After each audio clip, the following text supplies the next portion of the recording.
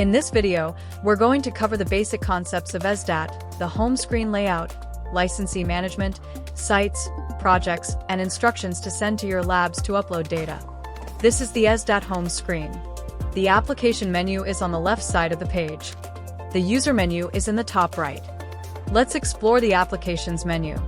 All data in SDAT is organized by project and can be related to different sites. These are managed in the Projects and Sites menu. The Data view is where you can view all types of SDAT data and do ad hoc filtering, such as by location or date. The Field portal can be used on any phone or tablet to collect your field data. To use this, you simply open SDAT on your phone and navigate to this section. The Lab Report section is where you view your data by lab report, and your Lab Uploads page is where you check what your lab has sent into SDAT and can see and resolve errors. You've then got Data Migration or Import, Update, and Export, where you can bulk import and update locations and other data, including historical results. You can also bulk export project data from here as well. Let's explore the user menu on the top right of the page. Here you can access notifications, the Help menu, software information, the Settings menu, and switch between light and dark mode. Open the Settings menu to access Licensee Management. The Licensee Management page is only accessible by admin users. In the Details section, the ID and name identify your company in SDAT. You can upload your logo, which can be included in your chemistry tables, graphs, and data outputs. Populate contact details with the SDAT contact person for your organization. Then add an office and billing address. Your LabSync email address is found here. You will need this later. These profile settings control Analyte, naming, order, grouping, and output units, as well as table layouts and other settings.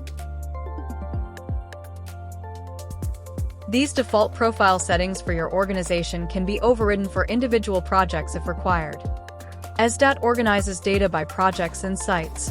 A project is a single stage of work or investigation, while a site is a single address, operation, or area of work.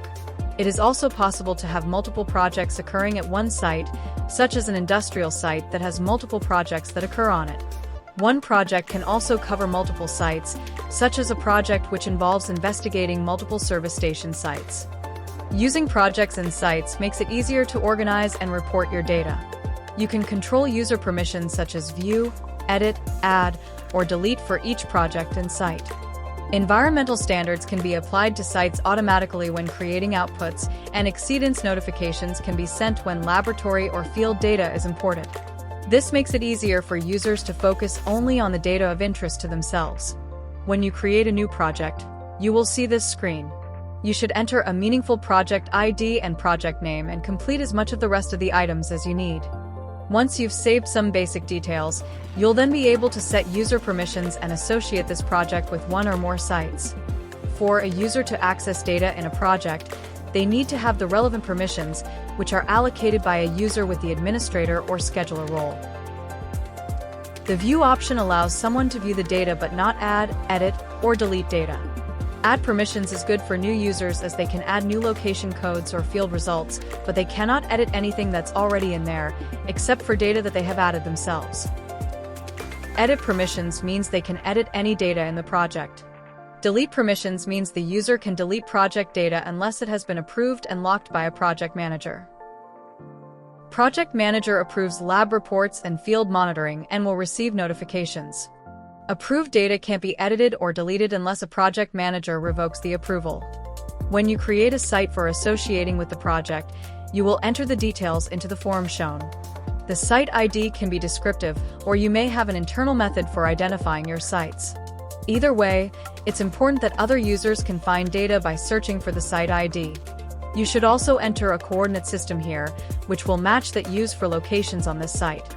SDAT supports lat-long, as well as UTM zones. If you enter locations and coordinates into SDAT, you'll be able to see your data on mapping tools. Other tabs available on this screen are monitoring zones, which is a particular part of the site that you may want to specifically identify, such as an area that has a particular usage. Environmental standards relevant to the site can be specified, allowing laboratory and field results to be automatically compared. Specific users can be nominated as site managers and will receive all notifications related to the site.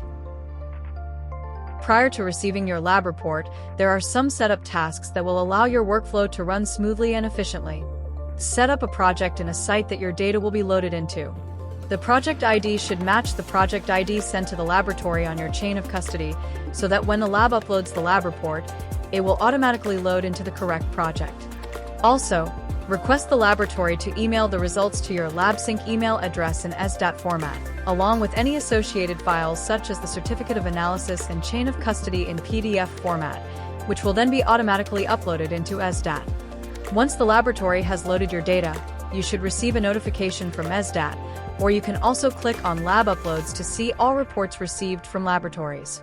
If the laboratory report has been successfully imported into your project, it will have a green tick, and the report will be listed in the Lab Report section of SDAT. If you see a Project ID Not Found error, it means the project ID the lab has associated with the lab report isn't in SDAT. You can click Details and Actions to load it into an existing project or create a new project.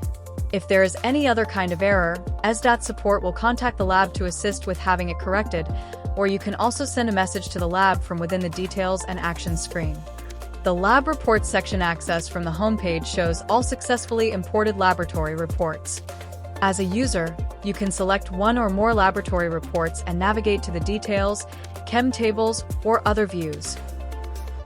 After having reviewed this video, you should understand licensee management projects, sites, permissions, and how to import your first laboratory report. Viewing your data is covered in the next video.